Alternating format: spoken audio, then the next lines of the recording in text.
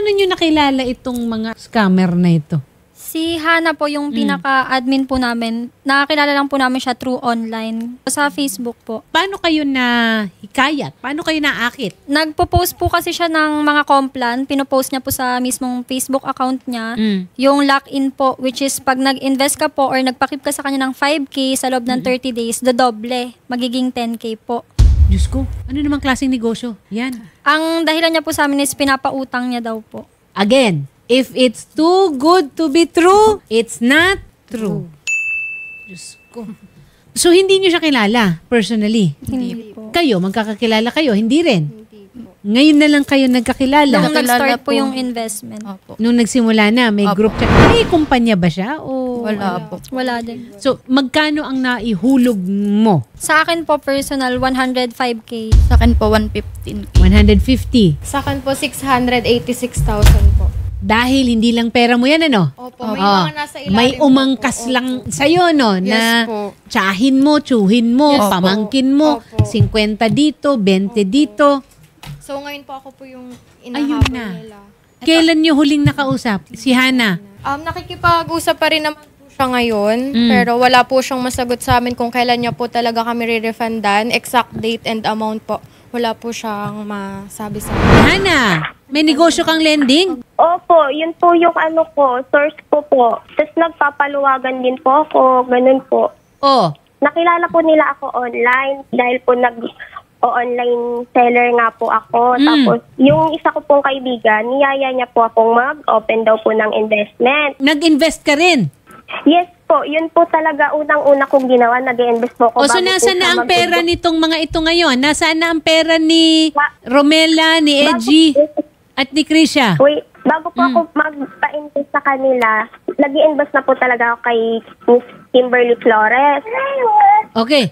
Yung tanong niyo po about doon sa pera po nila, pinapasa ko po talaga kay Miss Kimberly Flores lahat ng pinapasok po nilang pera sa akin mula Anak ng umpisa tinapa, hanggang nito pong natapos yung na-stop na po yung investment namin. Ganito lang, Hana, ha? Wala silang pakialam kung kanino nila pinasa. The point is, ikaw ang kausap nila. Okay, kung meron man kayong usapan ni Kimberly, iba yun. Kayo yun. Pero ito sila ngayon, mukhang na-scam mo. At mukhang hindi lang, ilan kayo? 33 katao po. 33 katao na umabot sa ilang milyon yan? 4 million po. 4 million, Hana. Nasaan yan? Kaya mo bang sagutin yan, Hana? Nasaan ang perang yan? Na kay Kimberly po talaga yung Ilang pera. taong ka na ba, Hana? 25 po. Joseph. Kimberly Flores, pasok. Kimberly, magandang hapon sa'yo. Magandang hapon po. Kimberly, nasaan ang pera?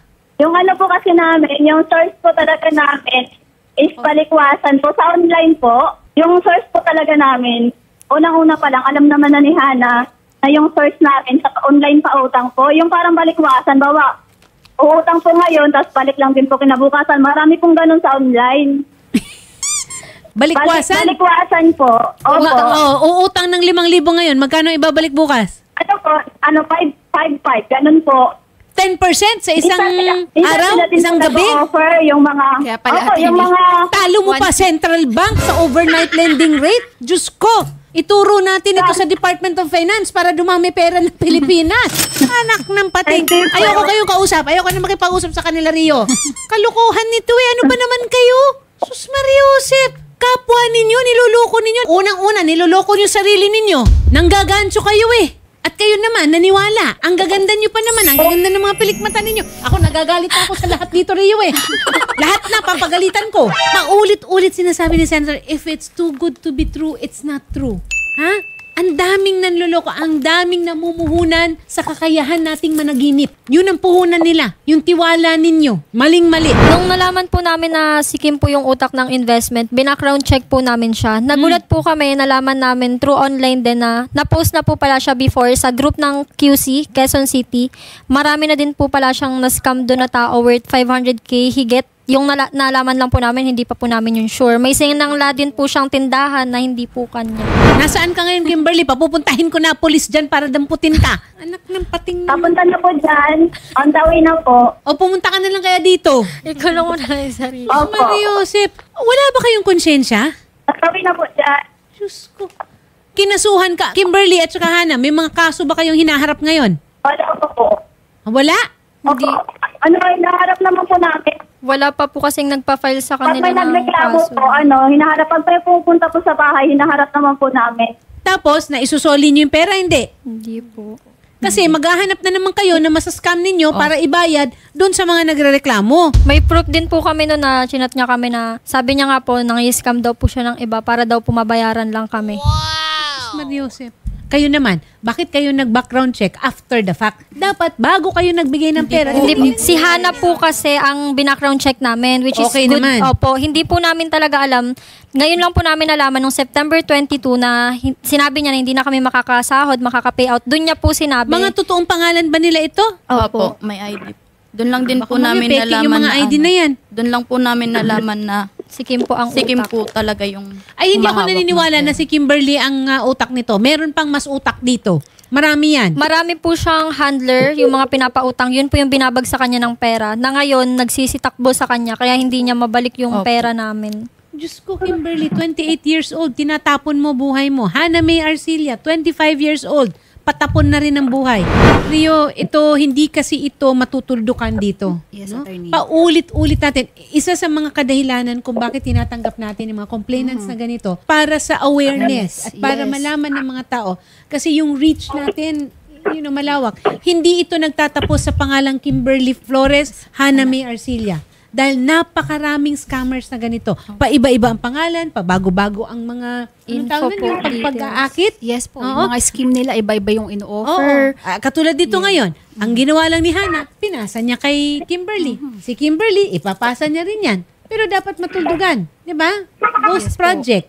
Ghost. Wala yan silang mga Wala yan silang mga kliyente. Ang ginagawa, hahanapin ngayon yung susunod na mag-i-invest para ibayad sa inyo. Ayun nga po. Pangtatapal, attorney. Pangtatapal, pyramiding, panggagancho. Ponzi scheme. Anong sabi? Invest now, tulfo later. Ang gusto po sana namin mangyari ngayon, kasi may mga napundar po sila eh. May mga kagamitan sila na napundar simula nung nag-start yung investment kasi kumukomission po sila sa pera namin.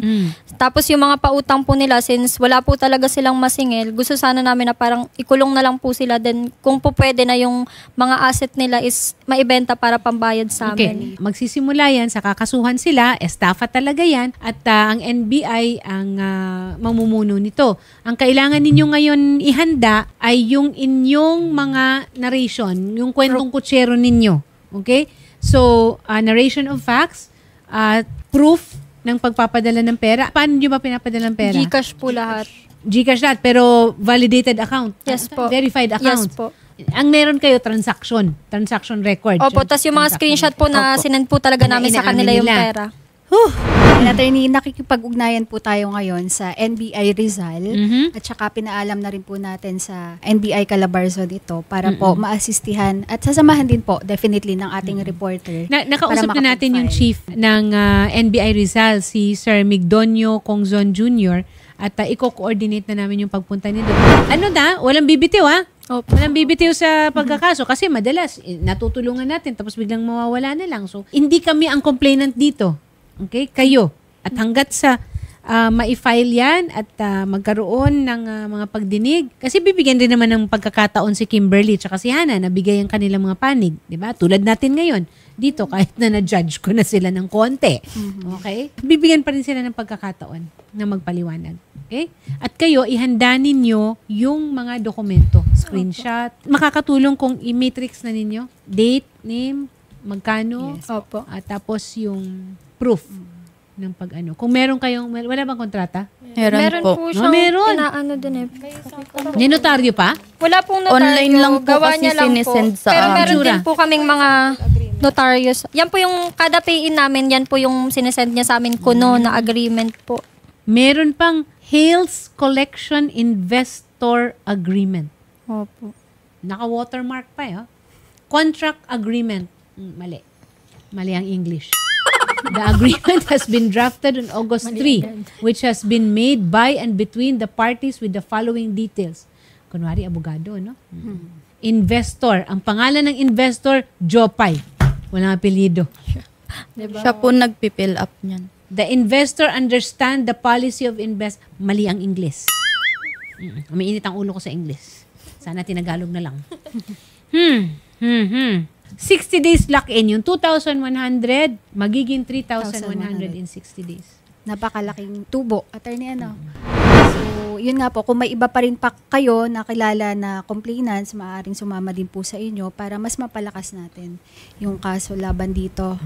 At kung sila naman ay makipag-settle sa inyo, at kung may pera silang ganong kalaki, di much better. Pero ito nga po, para matuto din yung mga nang i-scam ng paulit-ulit. At ito lang ha, Krisha, ikaw ang mananagot doon sa mga downline mo. Ha? Dapat maintindihan mo yan na hindi yung kuha ka lang ng kuha ng kung ano, ang iniisip mo para makatulong. O eto, nagka-leche-leche. Gumagawa naman po ako ng sarili kong way na hindi ko na sila inaantay, makapagpaunti-unti po sa kanila talaga. Na maisoli. I-deklara mo na sa kanila na ito, scam ito. Opo, nag-ano na po ako sa kanila, nag-reach out na po ako.